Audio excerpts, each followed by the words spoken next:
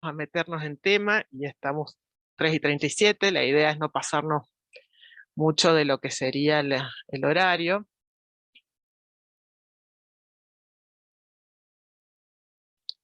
Bueno, tienen ahí en esta cartilla un poco algunos temas que por acá quizás lo vamos a pasar un poquito más por encima y ahí pueden llegar a profundizar, pero la idea es tomar un poco la estructura de ese documento que armamos para ustedes.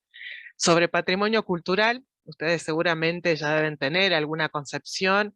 Hay muchísimo escrito, hay especializaciones, hay gente que dicta bueno, que han realizado maestrías al respecto, incluso de patrimonio cultural y turismo.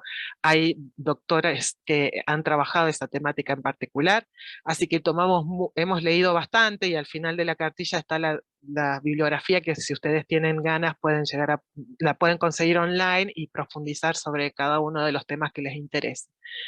Pero bueno, el concepto de patrimonio cultural tiene un momento histórico en el que surge, no se da, y ahí los autores dicen, no es que naturalmente existe el patrimonio cultural, y ese contexto histórico y político lo podemos vincular con el siglo XX, y más que nada con diferentes hechos históricos, procesos históricos muy fuertes que sucedieron.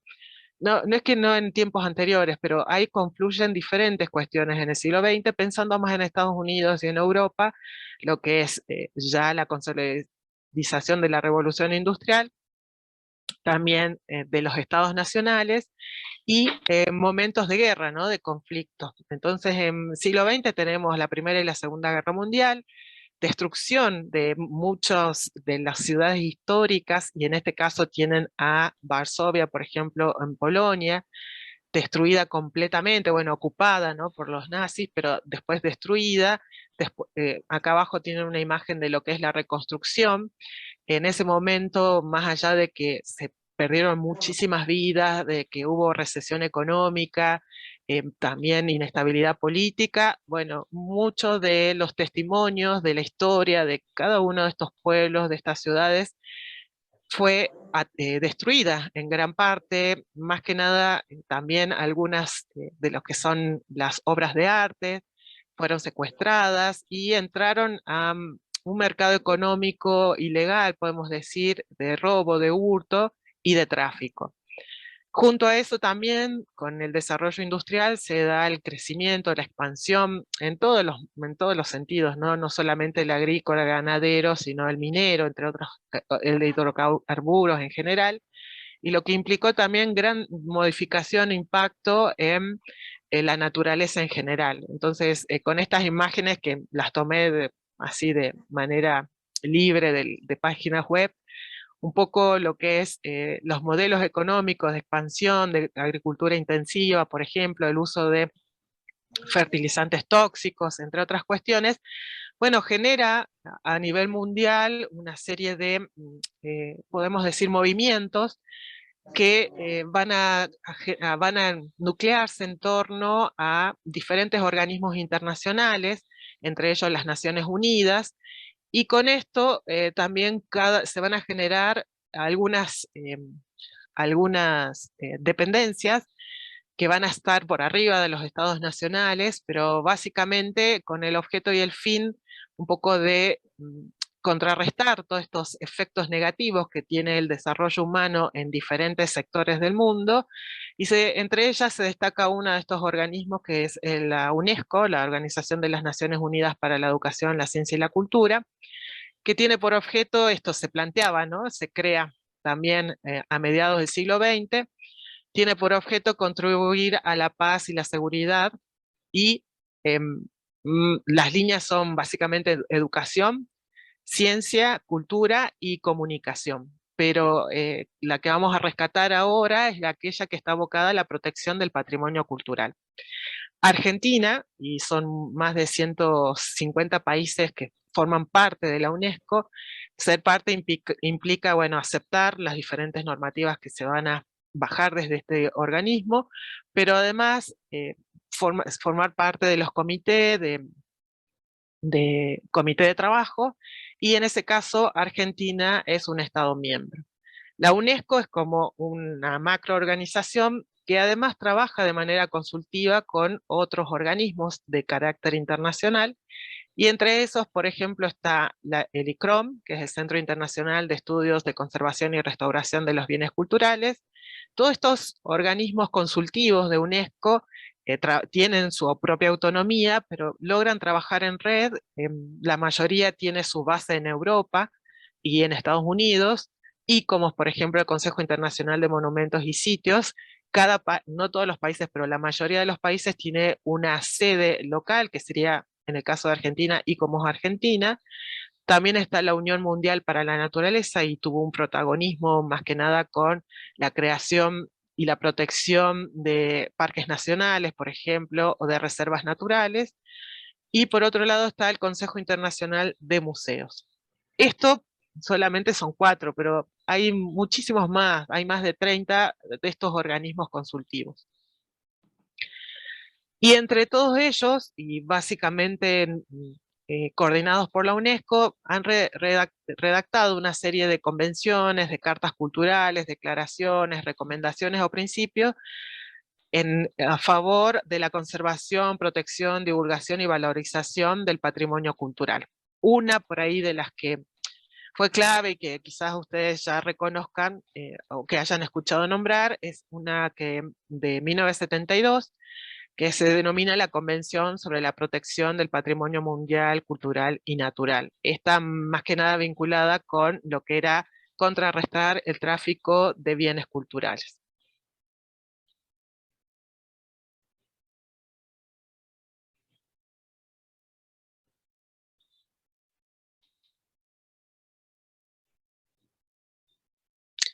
Pero en la base de, bueno, de lo que se entiende por patrimonio cultural, bueno, UNESCO crea una categoría que es la de Patrimonio de la Humanidad. Ahora vamos a retomar enseguida esa categoría, pero en esa categoría y otras más, en la base está, ¿no?, este concepto de patrimonio, que en el sentido común se puede entender por su etimología como aquellos bienes que fueron heredados de los padres. Y bueno, y si lo pensamos en nuestra propia experiencia, el patrimonio con el que contamos nosotros, a veces podemos llegar a heredar algún bien, como puede ser, no sé, algún bien inmueble, como alguna casa, o algún auto, por ejemplo, o incluso, bueno, hay otros tipos de bienes que heredamos de los abuelos, de aquellos, de los tíos, por ejemplo, aquellas recetas o fotografías, o sea que está ahí, ¿no? Aquello que viene de otro momento anterior a nosotros y que lo recibimos y que se supone que lo tenemos que cuidar y proteger. Ahí hay una base muy coloquial de lo que sería el término de patrimonio, pero acá estamos hablando del patrimonio cultural. Y en el patrimonio cultural entran diferentes aspectos a analizar. Y podemos entender como una definición para partir esta, ¿no?, que está conformado por un conjunto de bienes que tiene un carácter material o puede ser también inmaterial o conjunto, combinado, que se reconocen, estos bienes son reconocidos por un colectivo humano como parte de su identidad, como parte de su historia, y que ese colectivo perfila su transmisión a futuras generaciones.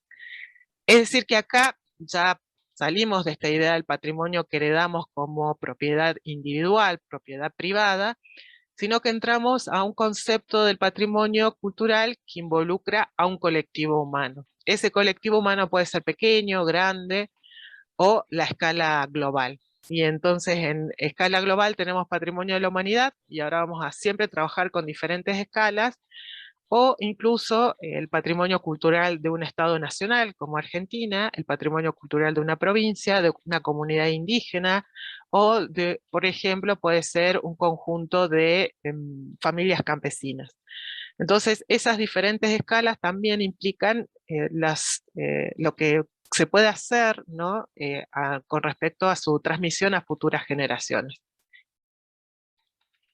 ¿Y qué se elige? Porque tenemos mucho que se produjo en instancias anteriores a nuestro presente. Y ahí va a ir cambiando a lo largo del tiempo la concepción sobre lo que merece o tiene sentido protegerse. Primero, vinculado con la identidad, y segundo, con aquello que se entiende que es, tiene alguna cuestión particular para heredar a las futuras generaciones. Entonces ahí se puede evaluar lo que es la autoría de estos bienes heredados, si tienen alguna expresión estética particular, la antigüedad, si son bienes que se produjeron o tienen una gran antigüedad, entonces llegan hasta el presente y merecen ser protegidos, o a veces también están vinculados con la diversidad biológica, entre otras cuestiones. Y esto, cada uno de estos aspectos, hay muchísimos más, aluden a una originalidad de ciertos bienes, de tradiciones, de testimonios que heredamos de los que nos antecedieron, que permiten caracterizar o identificar una particularidad, una diferencia y al mismo tiempo la autenticidad. Vamos a volver sobre estos conceptos. Acá tienen ejemplos de estos patrimonios, el patrimonio cultural, como se entendía ya en la década de 40, 1940, 1950, básicamente tenía que ver con el patrimonio inmueble, el patrimonio material, arquitectónico y monumental. Así se llamaba, y esta es una categoría que heredamos desde Europa. Ahí tienen catedrales, ¿no? Edificios vinculados con los organismos del orden político, del orden religioso, o algunas estructuras arquitectónicas vinculadas con la conmemoración de alguna batalla, de ganar alguna guerra, o también alguno como la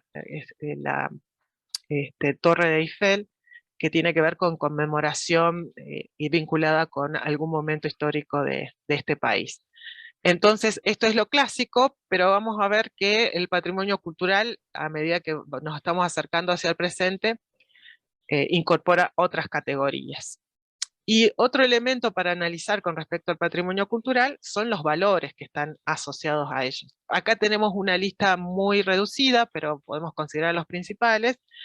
Y de este conjunto de bienes que nosotros heredamos como colectivo, que están vinculados con nuestra identidad, a veces con nuestra identidad de manera más bien laxa, pero a veces muy cercana a nuestra identidad.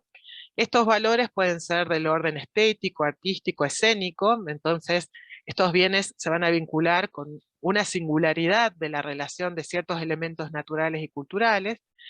Pueden tener un valor social, que se definen estos bienes a partir de la conexión que hay entre ese patrimonio cultural y un grupo, un colectivo, y el valor social está en cómo se apropia ese colectivo, cómo lo usa, cómo se identifica, ¿no? Qué rol cumple con la identidad colectiva.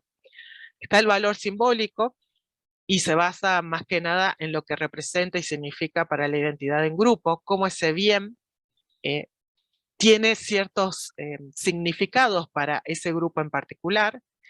También puede tener valor educativo y científico, podemos tener un bien cultural arqueológico que tiene un carácter distintivo y nos permite conocer cierto momento histórico y ampliar los diferentes campos del conocimiento.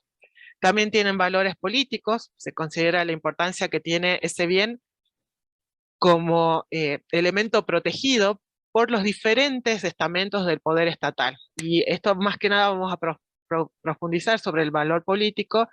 El próximo encuentro, ahí tenemos el valor político con lo que son las formas de protección de organismos estatales a nivel nacional, pero también a nivel provincial o municipal. Y también estos bienes culturales que heredamos como patrimonio pueden tener valor turístico o valor económico, y vamos a trabajar durante todo el resto del curso poniendo en juego el valor turístico, que es un poco lo que nos convoca, ¿no? Y este valor se va a determinar a partir del potencial que tiene como recurso económico para el desarrollo de la actividad turística. Entonces, vamos a retomar todos estos valores, ténganlos en cuenta, ¿no? El valor estético, el social, el simbólico, el educativo científico. Hay bienes patrimoniales que vamos a trabajar o vamos a señalar y vamos a tomar como ejemplo que por ahí nuclean fuertemente alguno de estos valores, o más preponderancia cubre, por ejemplo, el valor educativo científico frente al turístico, o a veces también se prima, ¿no?, el valor turístico, más allá del valor simbólico y social de esos bienes patrimoniales. Y acá, no sé si hay preguntas hasta acá, creo que no. Bueno, vamos a empezar la primera actividad que quería proponerles. Vamos a trabajar ahora, Matías, no sé si podés habilitar los micrófonos, por favor, de los compañeros. Lo que quiero es proponerle una pregunta para los que están en Cafayate, para los que, bueno, son de Cafayate, porque básicamente entiendo eso que los que se anotaron en el curso son de Cafayate o han trabajado en Cafayate, en turismo en Cafayate. Y en esta primera actividad voy a plantearles una situación potencial. Yo sé que esto es durísimo lo que voy a plantear, pero pasa en realidad, ¿no? ¿Qué sucedería si se roban la imagen de la sentadita de la iglesia catedral de Cafayate? Si lo pensamos como patrimonio cultural. Ahí tienen una imagen que tomé de internet, ¿no? Y hay un aspecto que vamos a trabajar con esta primera actividad, que es la fragilidad del patrimonio cultural. Aquello que heredamos como colectivo, que por diversas cuestiones puede llegar a desaparecer, a modificarse, a perderse, a robarse, entre otras cuestiones. A ver, les voy a pedir que los incentivo a participar, pero que las participaciones sean puntuales, ¿sí?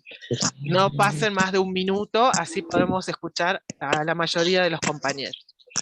¿Alguien se anima a comentar qué es la sentadita de la iglesia catedral de Cafayate? ¿De qué se trata esta imagen? La sentadita, bueno, mi nombre es Ramón. Sí, La Ramón. sentadita es la imagen más importante religiosa que tiene la comunidad de Cafayate.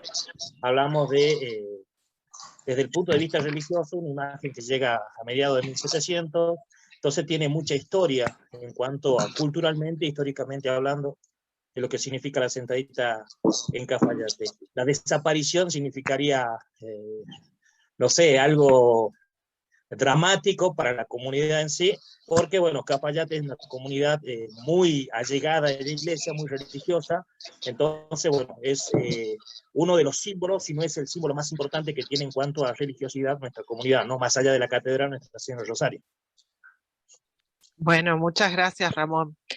¿Y algún compañero se anima a vincular qué valores estarían asociados entonces a la sentadita, a esta imagen? ¿Se acuerdan los valores que nosotros vimos acá recién en la página anterior?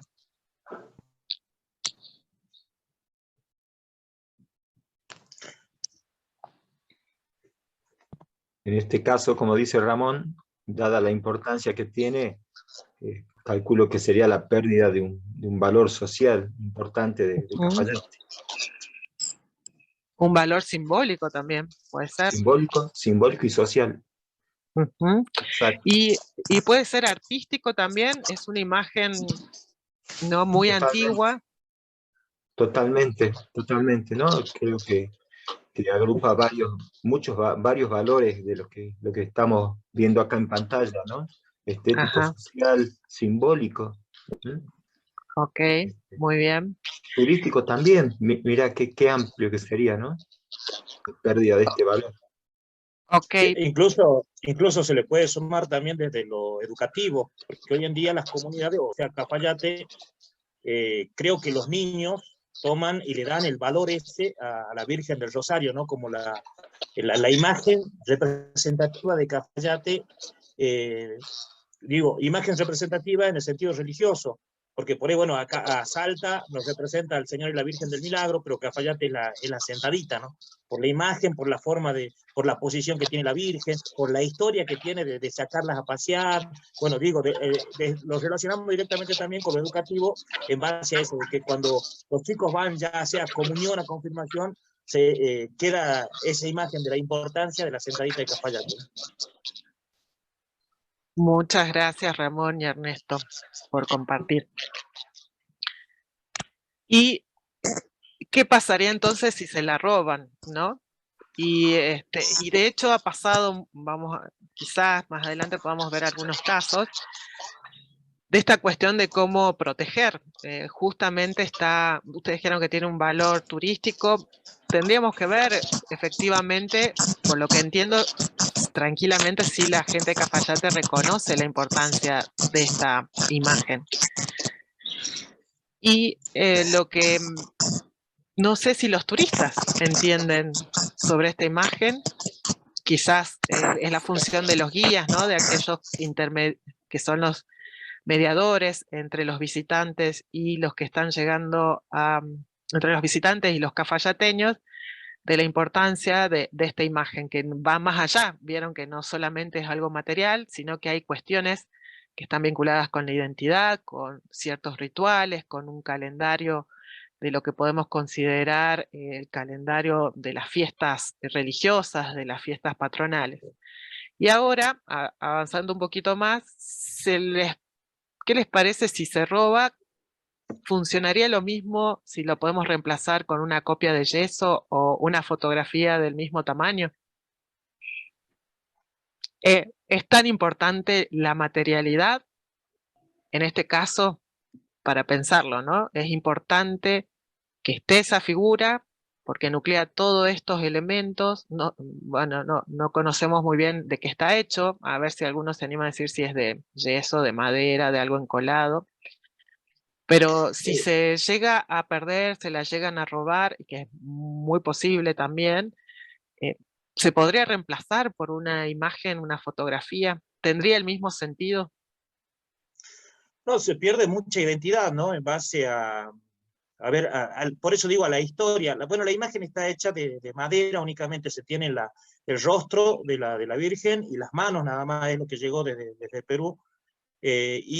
Bueno, tiene una historia que es muy difícil de poder reemplazar en caso de que se pierda esta imagen, ¿no? Yo creo que no la reemplazaría una imagen de yeso o una fotografía. Creo que la importancia que tiene la sentadita en Cafayate es realmente relativo. Por ahí, para el turista capaz que no signifique mucho, pero si uno le va contando la historia realmente de la Virgencita, de cómo llegó a Cafayate, de cómo se la trasladaba a los distintos lugares, entonces tiene un significado muy llamativo. Y eso creo que sería difícil de reemplazar, ¿no? Sería algo, la verdad que golpearía mucho a la comunidad, no solamente a la comunidad religiosa, sino a la comunidad de Cafayate en sí. Muy bien. Gaby, vos también contame. Estás saludando, parece nomás, Gabriela. Hola, ¿qué tal? Buenas tardes a todos. Gaby Cano, soy guía de turismo, totalmente de acuerdo con lo que dicen los colegas, y creo que tiene mucha relación el hecho de que sea más allá del material con el que esté hecho, hay una parte de fe puesta en este objeto, es decir, en la Virgencita. Hay una creencia, hay una religión detrás, y no sería lo mismo llevar una imagen, un video, una foto, porque justamente la importancia histórica, toda la historia que tiene esta imagen está relacionada directamente con la fe. Yo había puesto que también tenía un valor político.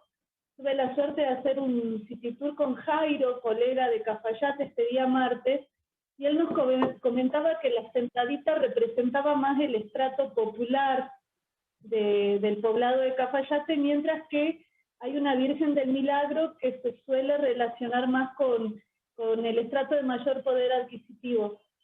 Eso era el comentario. Muchas gracias. Gracias, Gaby, y bueno, a todos también los que vienen interviniendo. Y ahí lo que quiero también que saltó en realidad, y ustedes mismos están dando cuenta de esto, de que tiene diferentes significados la sentadita, ¿no? No podemos decir que para todos la gente de Cafayate sea la madre, por ejemplo, y que tenga que ver con esta vinculación, ¿no?, de corazón con ciertas creencias católicas o religiosas. No sé si para todos los cafayateños, pero sí hay una construcción en ese sentido, un vínculo. Y por otro lado también lo que quería un poco poner acá a reflexionar era la cuestión de la autenticidad, que va a ser uno de los elementos que en todos los lo que serían las nominaciones del patrimonio cultural, se evalúa, que tiene que ver con esto, con el sentido que tiene, si es un sentido fuerte con la identidad, si no es un sentido que está reconstruido solamente para un show, para un espectáculo.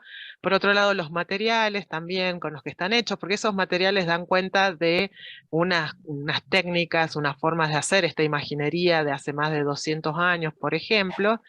Pero por otro lado también, no significa esto que para que sea auténtico no tiene que cambiar en ningún sentido, ¿sí?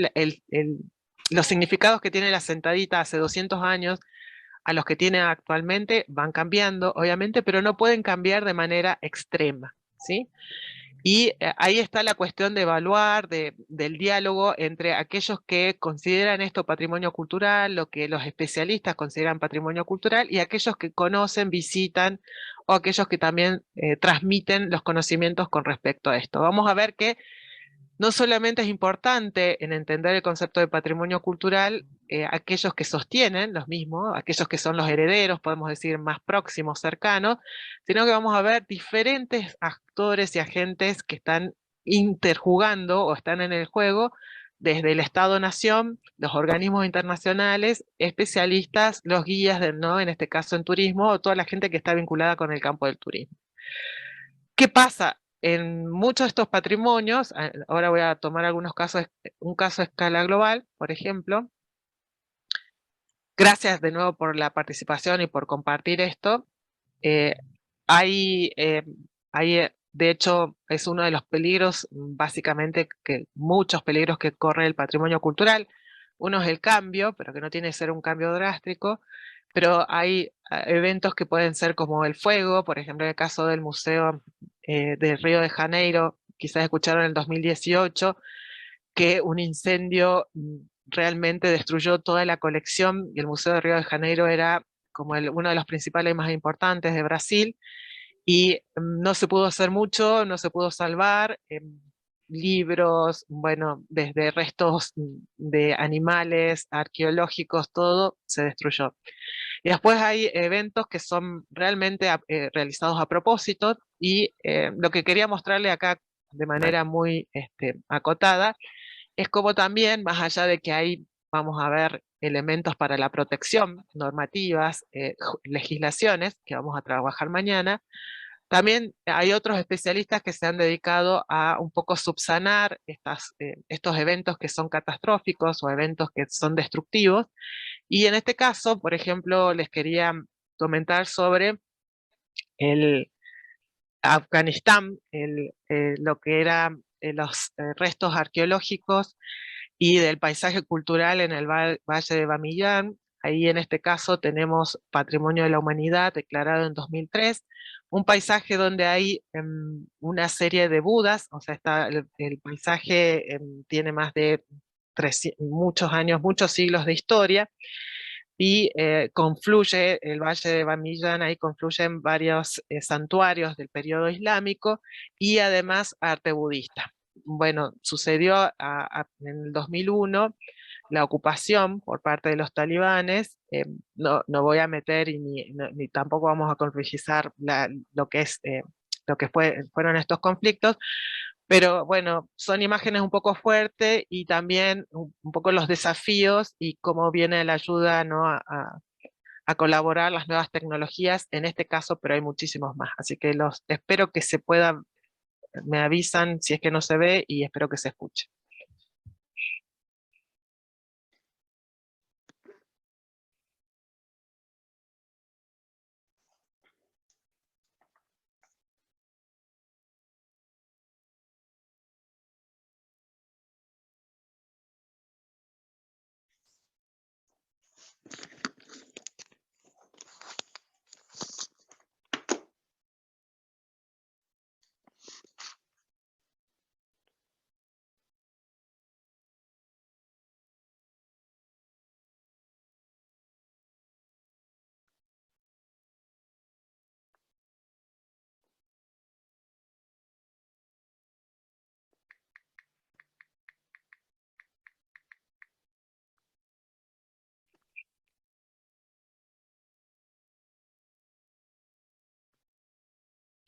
Bueno, un caso fuerte, como ven claramente hay destrucción, también tiene, para que si vean el sentido político en este caso, ¿no? De que no se puede, para ciertos grupos, no se puede representar a Buda, entonces eventos de este tipo de destrucción, estos son esculturas de enorme tamaño, pueden ver la escala ahí. Y bueno, efectivamente esto pasó hace o hace aproximadamente 20 años, y cómo vienen las tecnologías y especialistas de diferentes campos, en este caso, para la reconstrucción, por ejemplo, en 3D. Volvemos a insistir, no es lo mismo, no son los originales, no está la autenticidad puesta ahí, pero gracias a la colaboración de lo que fue un registro previo, los conocimientos aportados desde el campo de la historia, de la arqueología, desde los estudios antropológicos, de diferentes especialistas que pusieron en juego también todo lo que aportan las nuevas tecnologías digitales, pudieron hacer estas reconstrucciones 3D. Pueden investigar mucho más en internet lo que implicó para la gente, los habitantes del Valle de Bamiyan, esto, ¿no? Poder de alguna manera volver a ver a estos protectores. Y un poco para repensar también lo que puede pasar en el caso de de lo que yo les comentaba de este evento catastrófico, ¿no? Y ahora vamos, no sé si alguien quiere decir algo, perdón, ahí escucho como sonidos, ¿no? Capaz que no están habilitados, perdón. Así que ahora vamos a continuar. La clasificación. Esta clasificación del patrimonio cultural también fue cambiando a lo largo del tiempo, tiene diferentes como complejidades a medida que vamos avanzando, pero la principal tenía que ver con el patrimonio cultural material, diferenciarlo del patrimonio cultural inmaterial y después del patrimonio natural. Acá, a manera de ejemplos, ¿no? Algunas imágenes por ahí de lo que más reconocemos, sitios arqueológicos, el arte, las danzas o la naturaleza, ciertos lugares bien particulares que tienen un valor escénico o un valor panorámico distintivo. Pero básicamente en la clasificación tenemos, con respecto al patrimonio cultural material, y esto lo van a ver en varios lugares, la diferencia entre el inmueble, quiere decir que se puede trasladar, y el mueble, que no se puede trasladar. Y esto, el patrimonio cultural material inmueble, es el primero que se empezó a reconocer y tiene que ver con la arquitectura civil, religiosa, la funeraria, los monumentos o sitios históricos, ciudades históricas y zonas arqueológicas. Pero también cada uno de estos espacios tiene al mismo tiempo algo del patrimonio cultural mueble en muchos casos, que se trata básicamente de bienes artísticos, pueden ser objetos etnográficos, instrumentos musicales, documentos, entre otros. Y tenemos también... Perdón que hay alguien que está hablando. Bueno, quédate quieto, pórtate bien. Deja de tocar las cosas. Analía, Analía, estás perdón, profe. con él. Y esta categoría del patrimonio cultural inmaterial es una de las últimas en empezar a reconocerse a partir de lo que sería también una convención trabajada por la UNESCO, una categoría, y hay toda una línea de este organismo que básicamente está vinculado con aquellas lenguas, las tradiciones, expresiones artísticas, conocimientos, saberes, músicas, danzas, que actualmente se están llevando a cabo, ¿no? Como costumbres, gastronomías, tradiciones, conocimientos tradicionales en el campo de las artesanías, que también se denomina patrimonio cultural vivo, en el sentido de que actualmente se está pasando, se está transmitiendo, al mismo tiempo que se está haciendo, se está produciendo, se recrea, porque no podemos pensar que por ejemplo, los rituales o las fiestas, podemos repetirla año a año, pero siempre van a ir cambiando, van a ir recreando algún aspecto. Y vuelvo a insistir a esto, que no puede cambiar drásticamente, ¿no? Siempre hay algunos elementos nucleares que se van a mantener. Y la idea es que esto tiene que tener vigor de generación en generación.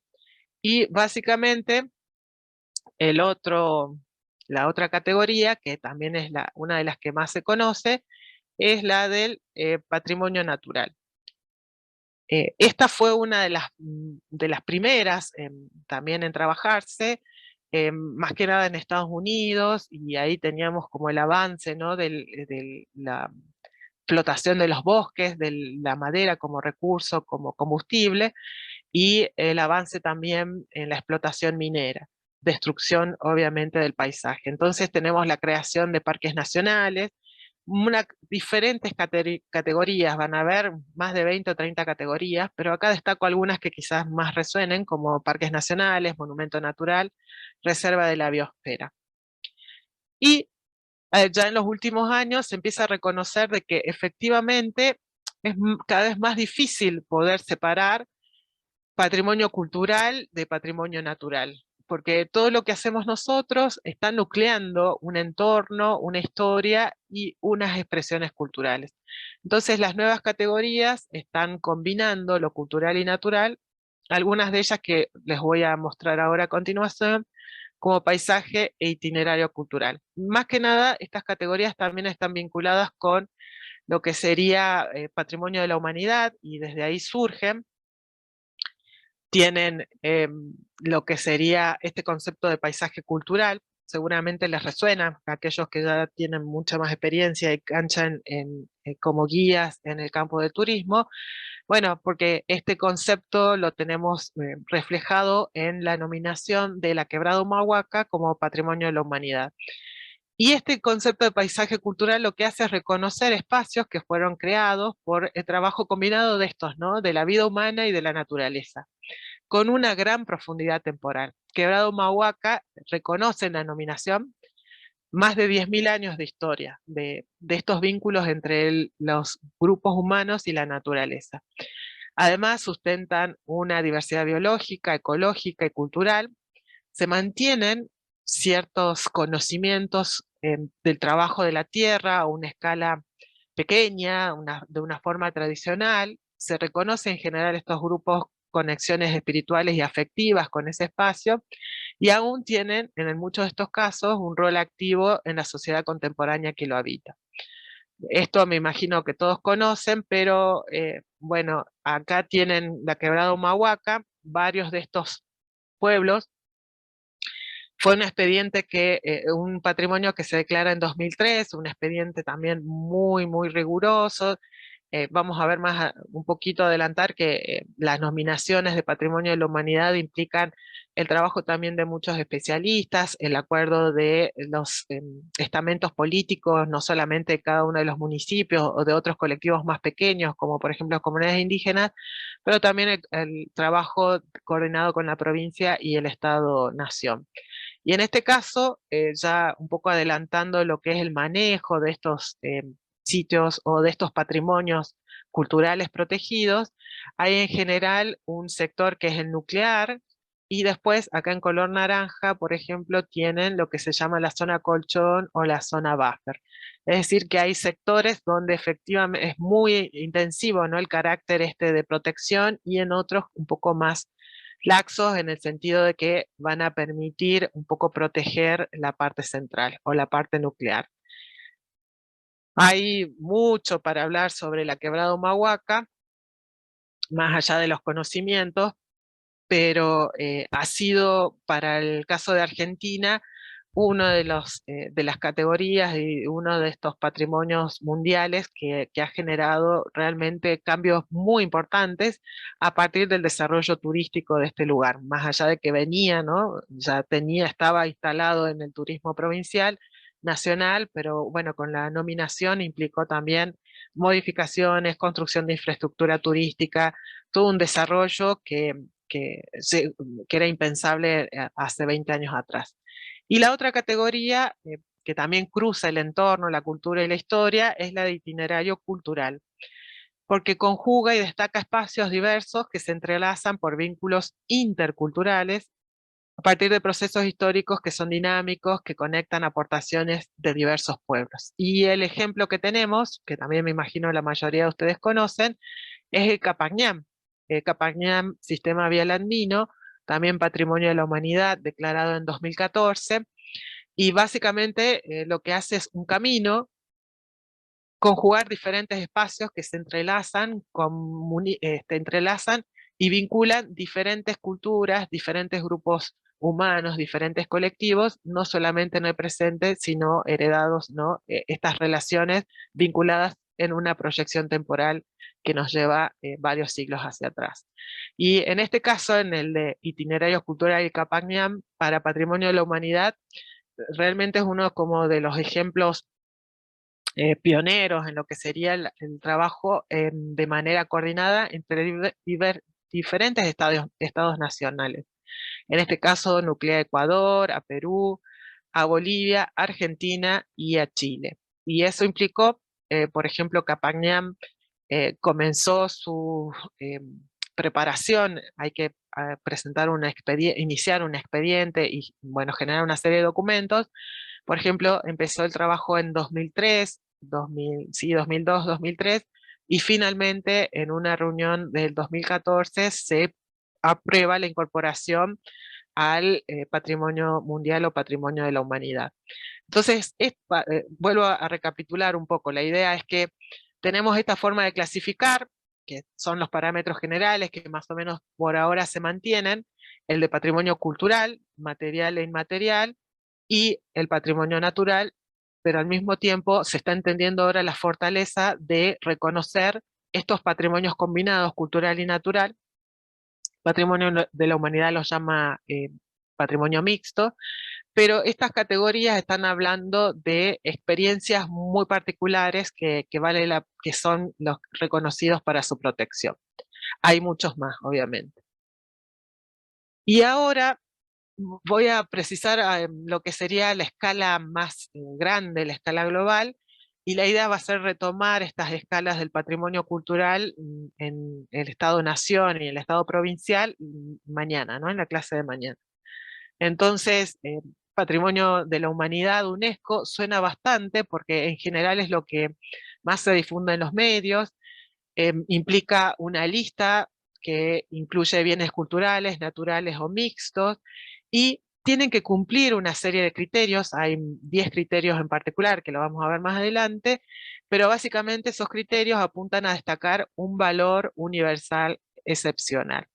Que sea declarado Patrimonio de la Humanidad no significa que se expropie ese patrimonio, que ya no va a ser más de ese país o del lugar donde está ubicado, sino que se reconoce a una escala mundial ese valor universal excepcional. Actualmente, y esto es información que tomé de la página de UNESCO que ustedes pueden visitar y que recomiendo muchísimo para ver un poco la dinámica de cómo funciona Patrimonio de la Humanidad, hay más de 1.100 bienes declarados como patrimonio mundial, y entre esos también se van a reconocer algunos, 3 en particular, que fueron sacados de la lista.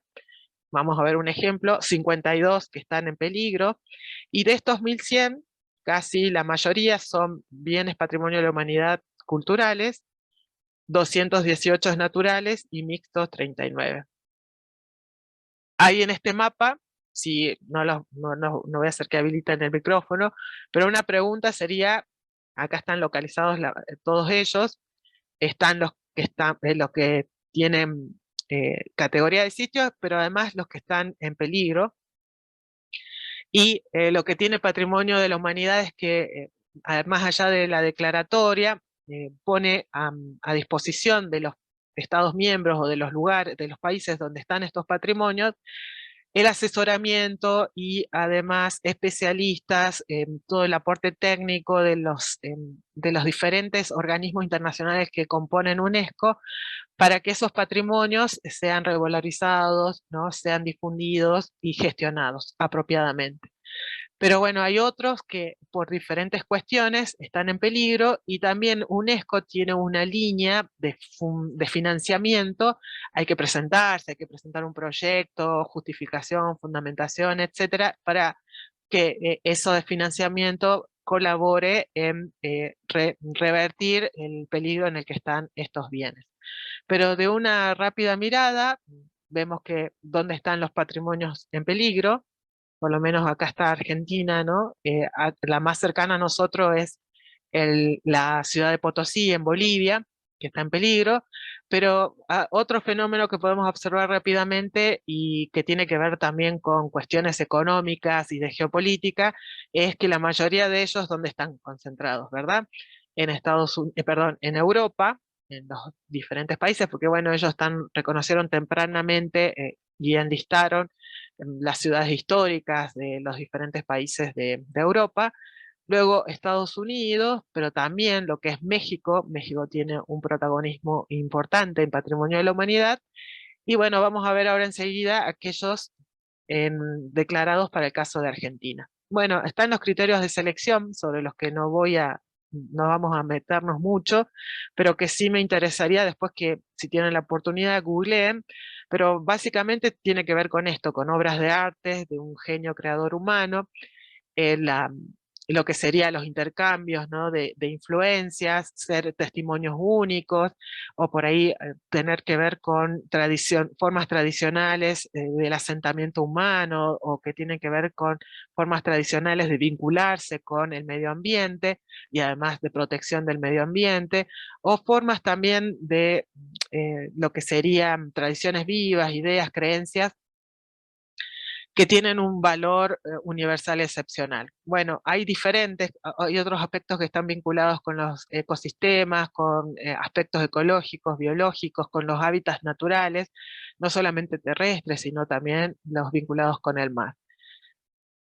Hay de estos primeros bienes el primer bien que fue sacado de la lista, fue eliminado, y esto es para pensar que vuelvo a insistir, este patrimonio cultural que heredamos, que estamos todos de acuerdo, que está vinculado con nuestra identidad, que queremos dejar para las próximas generaciones, es sumamente frágil, y para eso se generaron conocimientos para su protección, legislación, pero también implica compromisos de diferentes agentes. En este caso voy a referir muy brevemente a el primer bien que fue eliminado. Se trata del santuario del Oryx árabe. El Oryx es este tipo de gacela, también se llama la gacela órice, que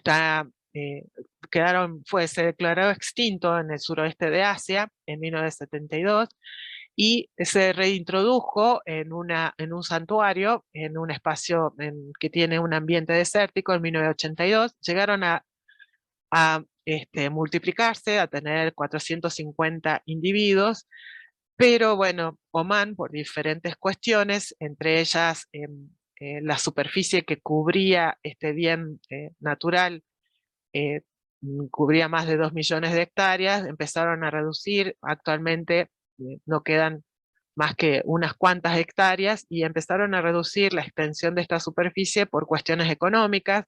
Mucho de ese territorio actualmente está bajo exploración de hidrocarburos, si mal no recuerdo. Entonces la población se redujo drásticamente, no quedan más que 65 animales, y como ven ahí, solamente 4 parejas reproductoras. Ahí se trató la Comisión de UNESCO, el Comité de UNESCO, de dialogar con el Estado-Nación, porque cada vez que se aprueba uno de estos patrimonios, cada Estado-Nación se compromete.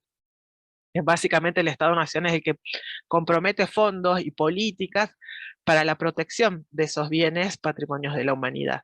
Y en este caso, bueno, no hubo diálogo, así que se produjo la primera eliminación, que se hizo en 2007.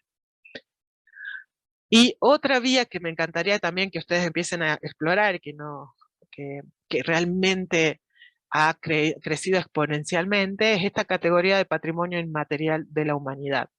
Con la Convención de 2003, que lo que hace es aprobar una definición de patrimonio inmaterial, y además generar líneas específicas para trabajar esta clasificación, nuclea, como recién la de Patrimonio Mundial empieza en 1972, está recién, bueno, se aprueba la Convención en 2003, pero se empieza a armar la lista a partir de 2009. Actualmente tiene más, acá dice 577, declaraciones, pero en realidad actualmente hay más de 600. Y lo que hacen, ay, capaz que tenga que apagar el micrófono porque tengo mucho ruido de fondo.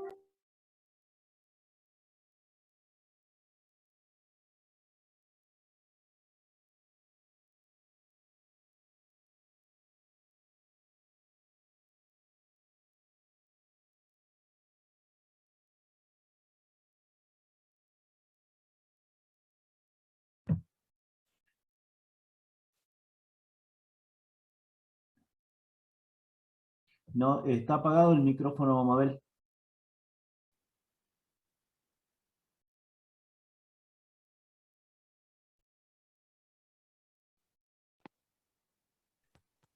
Ahí está. Disculpen de nuevo, compañeros. Ahora sí, creo que sí. Disculpen, pero vivo al lado de las vías, así que justo iba a tener mucho ruido, por eso desactivé el micrófono. Lo que les comentaba es que es muy interesante, todo este campo es sumamente especializado y en vez de tener ellos la lista, más allá de que tienen la lista de patrimonio inmaterial, está aquellas que necesita o requiere medidas urgentes de salvaguardia, o sea, de protección, por diferentes cuestiones también están en peligro, y nuevamente patrimonio, ¿no?, inmaterial de la humanidad pone en juego diferentes recursos y para poder salvaguardar o proteger estos bienes. Y después está también, y es muy interesante, los invito a ver la página, el registro de buenas prácticas de salvaguardia. Esto se empezó a implementar creo que hace como 5 años atrás, y lo que hacen es básicamente registrar en diferentes puntos del mundo esas buenas prácticas que ayudan a la producción, ¿no?, y a la transferencia de estos bienes, de estos conocimientos del patrimonio inmaterial, de estas expresiones para las próximas generaciones. Y en ese sentido, para ver la complejidad de lo que es, ahí está, lo que es, y que cómo logran mapear y entender las conexiones del patrimonio inmaterial. Después los invito a ver lo que ellos denominaron la constelación. Ahí se está cargando, un poco de paciencia. Esta constelación que nuclea, bueno, los diferentes, ¿no?, cuestiones. Las artesanías, los artesanos, los disfraces, bueno, hay diferentes, los rituales, y a medida que entran ahí, pueden entrar por ejemplo, a algunas de estas categorías, a festivales, por ejemplo, eh, a ver acá, el carnaval, en algunos de ellos hay información, entonces pueden conocer un poquito una introducción, hay videos, ¿no?, sobre cada uno de ellos, y si se trata de buenas prácticas, también ahí tienen una referencia particular al respecto. Práctica tradicional del cultivo de la viña en vaso, por ejemplo, ahí tienen también más información, el año, en qué lugar se ubica y un pequeño video informativo. Y ya a manera de ilustración, el último bien que fue registrado como Patrimonio de la Humanidad para el caso de Argentina es el chamamé.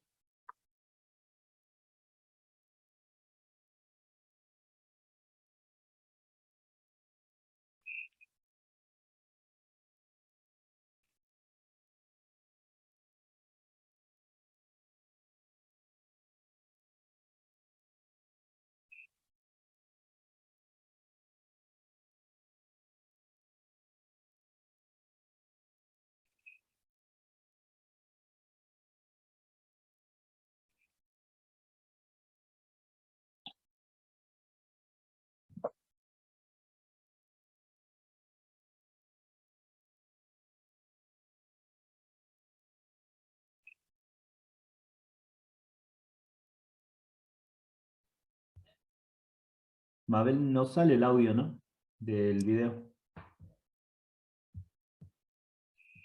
Qué macana. Ay, yo me escucho perfecto. No, voy a tener que salir, pero si no les dejo el video este en la, en la, en el aula Moodle. Pero era la idea, lamentablemente, justo lo que necesitábamos de patrimonio inmaterial es la música, pero para que entiendan, esto fue lo último, creo que fue aprobado en 2019, y además implica todo lo complejo que implica, más allá de la vestimenta, los sonidos, los instrumentos, también los mensajes que hay en las canciones, los movimientos, ¿no? Todo lo complejo que implica la gestión del patrimonio inmaterial. No sabría cómo ponerle el sonido, así que prefiero seguir avanzando. Y en el caso de Argentina, esto también está en la cartilla.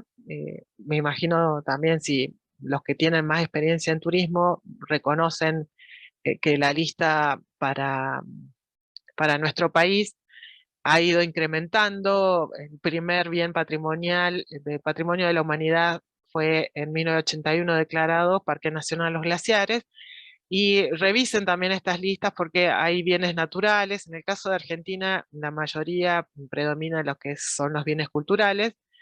Y para el norte de Argentina ya vimos que en el 2003 está la Quebrada Humahuaca, y el primer bien inmaterial declarado para nuestro país fue el tango en 2009, compartido con Buenos Aires. Y estas también son experiencias de gestiones muy interesantes. Luego tenemos Capagnán, muy importante para el norte de Argentina porque nos vincula con estos diferentes países. Y bueno, no, era en el 2020 finalmente la última incorporación a estas listas internacionales, la del chamamé de Corrientes. Y siempre preguntan qué pasa con el caso de Valle Calchaquí.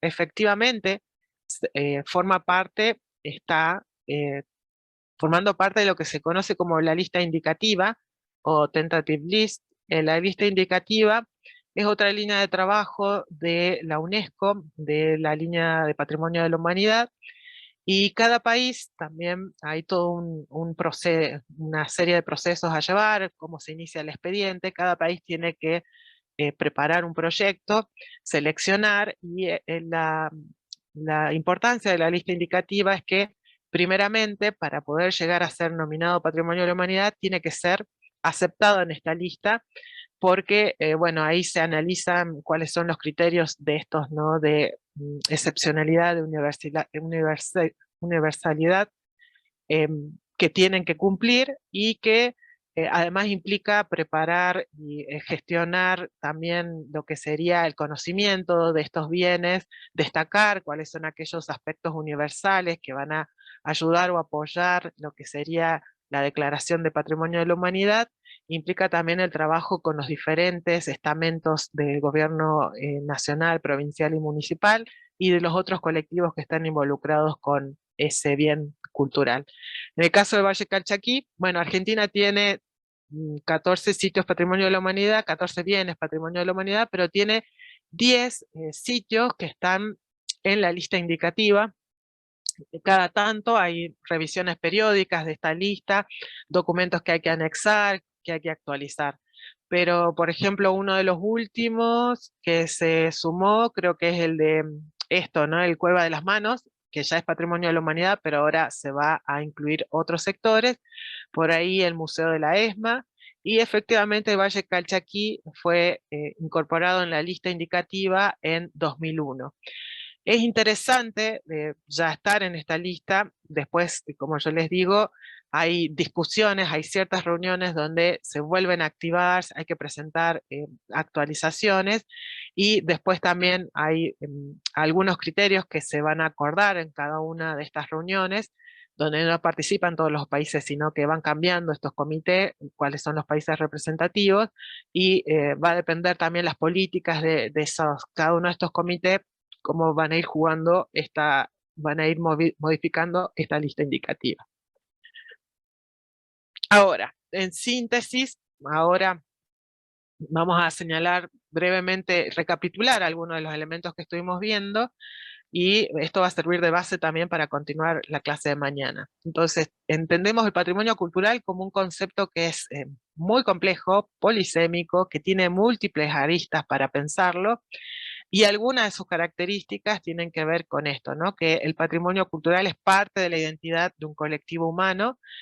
Ahora pusimos mucho énfasis del colectivo humano más grande que tenemos, la escala internacional, la escala global, pero también con el caso de la sentadita, quería ver que hay colectivos también más reducidos, obviamente, que están poniendo en juego, que están vinculando su identidad o que fortalecen su identidad a partir de un conjunto de bienes del patrimonio cultural. Condensan diversos valores, el patrimonio cultural, y ya se están dando cuenta que también diferentes sentidos, ¿sí? No es lo mismo esos bienes patrimoniales para el colectivo que está más cerca o que siente conexiones próximas, directas, íntimas, por ahí de aquellas que vienen de otros lugares. Y los valores también van a jugar algunos, van a ser más fuertes en ciertos contextos a escala global, como por ejemplo el valor educativo, científico, o valor que está vinculado con la diversidad, o el económico, que en escalas más pequeñas el valor simbólico puede ser más importante. El patrimonio cultural es digno de ser conservado, y ahí también entran en juego diferentes políticas, intereses, la conservación más allá de que está vinculado con la posibilidad de heredarlo. También es digno de ser conservado, implica también que tienen que generarse muchas estrategias diversas y conocimientos en juego, porque ese patrimonio cultural en cierto sentido es frágil, no es renovable, ya lo vimos en el caso de que se robe, de que se deteriore, de que se destruya, no hay manera, ¿no?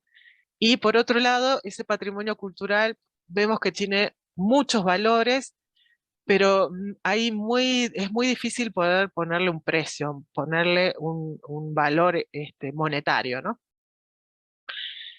Vemos que el patrimonio tiene una naturaleza dinámica, y esto en la larga trayectoria, pensando que a mediados del siglo XX era todo, básicamente, el concepto de patrimonio cultural estaba ligado con las iglesias, con los monumentos, con ciertos restos arqueológicos. Ahora vemos que el concepto de patrimonio cultural está nucleando una diversidad de expresiones culturales, una diversidad de manifestaciones naturales, y porque tiene esta naturaleza dinámica el patrimonio cultural, hay diferentes procesos que pueden afectar su integridad. Pero hay también, por otro lado, especialistas que los estudian, y esto vamos a trabajar la próxima clase, y además se han generado marcos normativos y recomendaciones para su protección. La que vimos hoy básicamente es UNESCO, pero mañana vamos a ver aquellos organismos estatales que también han generado a nivel nacional, provincial, normativas, recomendaciones, legislación para la protección. Ahora también vamos a continuar trabajando, vamos a hacer una actividad, y ya casi estamos cerrando, una actividad vinculada ya con tomar lo que es el patrimonio, identidad, turismo y un destino. Un poco apelando más que nada a la experiencia que algunos de ustedes tienen, y también la idea sería eh, reflexionar a aquellos que por ahí están iniciándose a partir de estas imágenes, cómo se dan estos vínculos. Traje este caso y podría haber traído otros más. Quería también que esté un poco próximo a nuestra experiencia cotidiana, y son dos representaciones, y ahora enseguida le voy a pedir a Matías que habilite la participación de todos y que se animen también a intercambiar. Estos son imágenes que se producen para promocionar el destino de la Municipalidad de Salta, y acá estamos hablando también de una escala más bien reducida, no estamos hablando de la provincia de Salta, y también para que entiendan los valores políticos que hay en juego, porque ya vamos a ver si pueden reconocer de qué atractivos se tratan o de qué bienes se tratan, si los pueden identificar. ¿Alguien se anima a comentar qué hay por acá? Ahí, están habilitados ahí. Perfecto.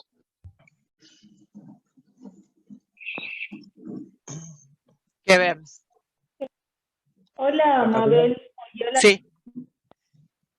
Bueno, yo en la primera imagen identifico únicamente el Quirquincho y la guitarra, y quizás el Cerro San Bernardo. Los dos edificios, no sé, Catedral, uno quizás, y el otro, no sé, ese que está señalando no tengo idea. Ajá. Municipalidad de Salta. ¿Qué piensan que se trata de esto que está acá? La bolsa de la vida, no sé.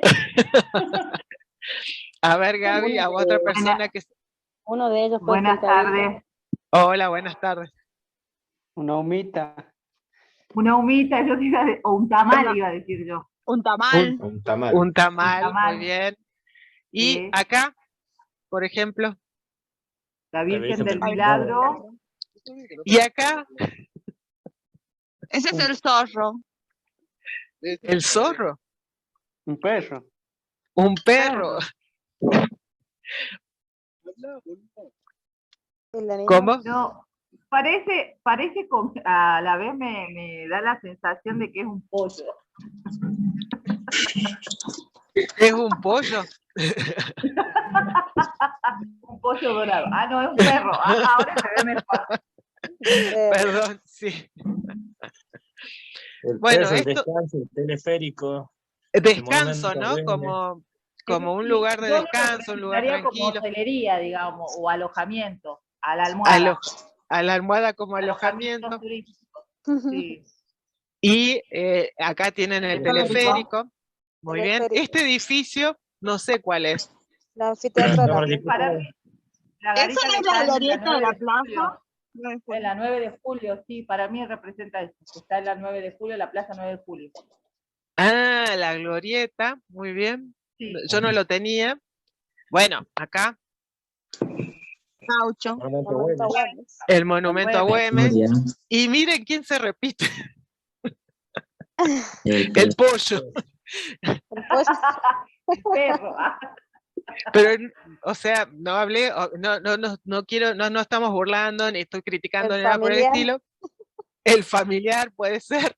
¿Qué sería el familiar? No sé. Eso es algo más cultural, digamos. O puede ser, vieron que en la época del milagro, representándolo, hay muchos perritos que van a la... Los peregrinos. Que van acompañando a los peregrinos, no sé, llegan cansados y se duermen todo ahí en la plaza. El zorro. Bueno, también vieron acá, ¿no? Y si La empanada. tuviésemos que clasificar este patrimonio, ¿cuál sería patrimonio natural de todo esto? El cerro San Bernardo. San Bernardo, muy bien. ¿Y el patrimonio cultural inmaterial? El folclore. El folclore, la gastronomía. La comida. La guitarra, la comida, Sí. ¿qué más? El La gaucho. Virgen, Güemes. La Virgen del Milagro. muy bien. El gaucho Güemes. El gaucho. Y el patrimonio cultural, Arquitectónico. muy bien. Tenemos el inmueble, que está básicamente el arquitectónico acá. Y la iglesia, la catedral. Tenemos esto, ¿no? Que La un glorieta poco no también. sabríamos, ¿no? La glorieta, obviamente, ¿sí? ¿Y el Quirquincho en qué entraría? Bueno, alguien, no sé si todos conocen el Natural. Quirquincho. Patrimonio natural. Bueno, para los que por ahí no transitaron mucho la ciudad, está en realidad en la zona norte de la ciudad de Salta, el fin de la autopista, la continuidad de lo que sería después la localidad de Vaqueros, ¿verdad? Y es una escultura hecha en metal, en realidad sí. con material reciclado del basurero, del Sí. basural, de un tamaño grande, ¿no? Y bueno, hay que pensar si efectivamente los turistas llegan por ahí, pero interesante también para incorporarlo, porque hay que conocer ciertas cuestiones de la organización de la ciudad. Y bueno, ahora voy a ver el chat si hay los perros policías. Lo del zorro, que más dice perros callejeritos. No sé si eso podríamos, ¿no? Pensar como identidad de la ciudad de Salta, el perro pila, como dice la Gaby también. Dice no había leído las preguntas anteriores, pero con respecto a esto dice el perro pila. Está muy bien acá, los callejeritos, pueden ser estos perros que vienen de la Fiesta Nacional del Perro Pila, se hacen moldes, bien Gaby ahí, los perros policías que también hay acá en la ciudad de Salta, y Marisol habla de, bueno, de este monumento que está, de esta escultura que está en la del Quirquincho, que está en la zona norte de la ciudad. Y para que piensen, ¿no? Cómo ciertos acá pudieron, desde la Municipalidad de Salta, generar primero, seleccionar una serie de bienes culturales, podemos considerarlos patrimonios, pudimos clasificarlos, que están vinculados, tienen sentido, podemos vincularlos con la identidad del colectivo de los habitantes de la ciudad de Salta. No voy a decir que todos, no podemos decir que todos, hay una cierta mayoría, podemos decir que hay que puede reconocerse en estos referentes, pero también se está tratando de generar destino. Y a ver, les hago una pregunta. ¿Por qué piensan que no está acá el Cabildo? Que si venimos a la ciudad de Salta es lo principal, ¿no? Es como uno de los, en realidad, de los edificios más antiguos que tenemos en la ciudad, vinculados con la fundación de la ciudad de Salta. ¿Y será ¿Por qué porque piensan? no es el único? Que hay varios en todo el país. No sé, pienso. Pues no es único, no es un edificio único. Muy bien, Lucía. ¿Alguien más se anima a decir otra? Y puede ser de que se trate desligar o que no se relacione directamente con los españoles, con lo que ha sido ese momento que ha vivido nuestro país, no sé. Muy bien. ¿Quién habló recién? Ramón. Ramón. Muy bueno, no lo había pensado. ¿A alguien más se le ocurre? Y la otra puede ser porque quisieron descentralizar un poco, ya se sabe que el Cabildo está frente de la plaza y a lo mejor Vaqueros, que es un punto de la ciudad de Salta, por eso dibujaron el Quirquincho y otros lugares, pero creo yo que es para descentralizar un poco. Muy bien, ¿quién habló? Me salió Deep nomás, pero... Débora. Débora. Ay, no sé. Muy bien, muchas gracias, Débora. Bien. ¿Quién más se anima a aportar otra cosa?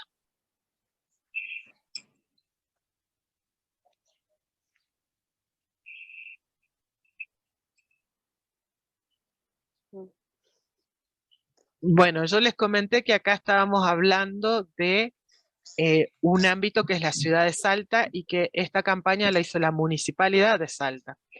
Y ahí empiezan un poco también los tironeos en la forma de organización, más que nada de quiénes son los responsables o cómo es la injerencia de la protección.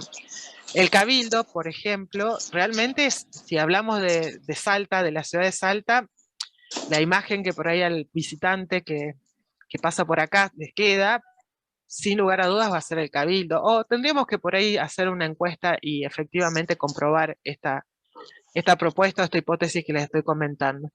Pero bueno, el Cabildo está muy vinculado, como dijo uno de los compañeros, con un momento histórico en particular, con un momento de dominación, del orden colonial, pero que es fundante de la historia de Salta, y particularmente de la ciudad de Salta.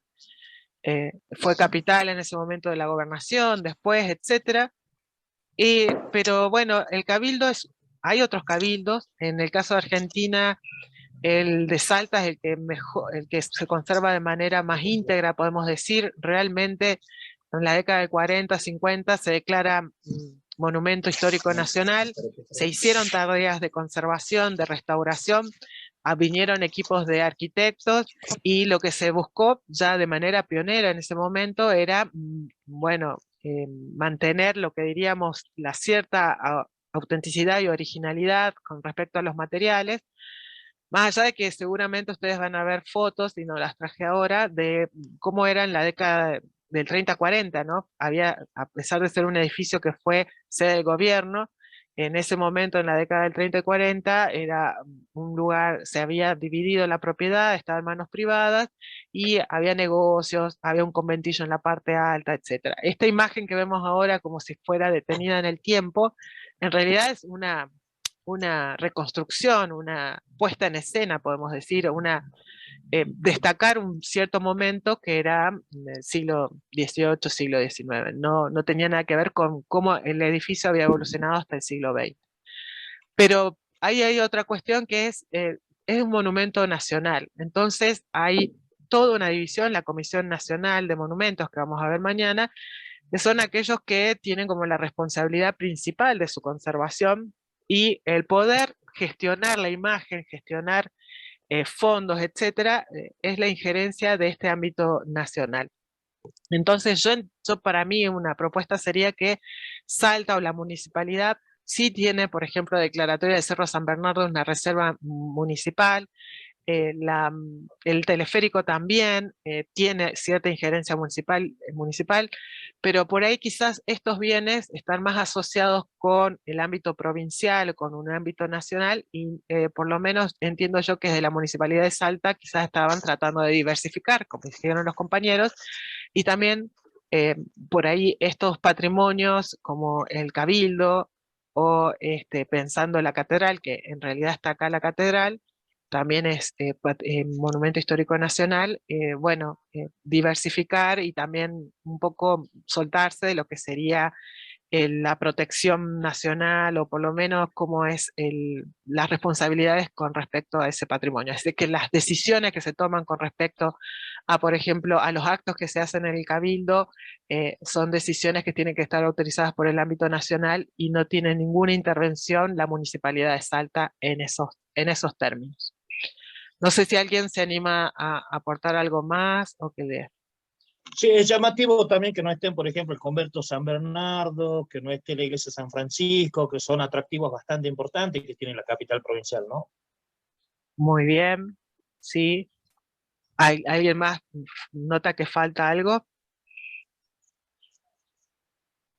Igual el tamal, por ejemplo, ¿no? La gastronomía. No sé si en la ciudad por ahí se puede conseguir tan fácilmente el tamal. Y me sigue rompiendo la cabeza qué hacen los perritos ahí. Pero bueno, ahí vemos una cantidad entonces de bienes de este patrimonio, algunos que tienen 300, 400 años, el monumento a Güemes es del siglo XX, por ejemplo, la procesión de la Virgen la procesión del Milagro, también. Tiene antecedentes de varios siglos, o sea que fue cambiando también, ¿no? Del lugar incluso, pero las imágenes mantienen obviamente su integridad a lo largo del tiempo. Y lo que quisiera ahora es dejar planteada una actividad para mañana.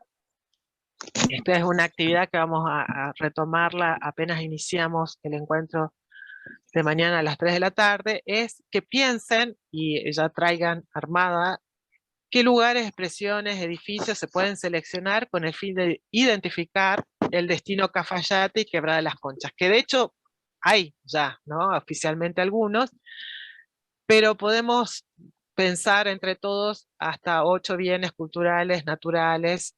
Culturales estoy pensando en los inmateriales también, ¿no? Los intangibles.